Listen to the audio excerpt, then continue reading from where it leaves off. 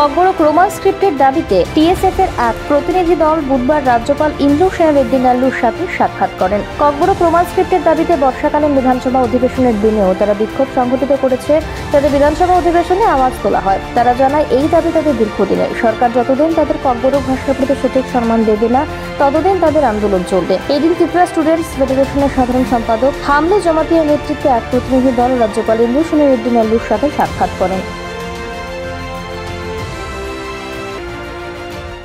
हम लोग आज गवर्नर के साथ अपॉइंटमेंट है। हम लोग का जो लॉन्ग पेंडिंग डिमांड है, in demand of Roman script for Kokborok, हम लोग ये डिमांड लेकर आज गवर्नर के साथ मिलने के लिए आया है।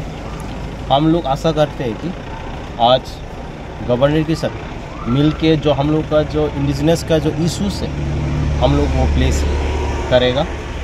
हम लोग यही बोलना चाहते हैं कि जो जितना भी इंडिजिनस पीपल है, जितना भी त्रिपुरावासी है, ये जो demand it is a long pending demand and it should be supported from the public side also, and we would like to appeal the government that it's a long pending demand, and as we are meeting the governor today, we believe we will get a good response from his side.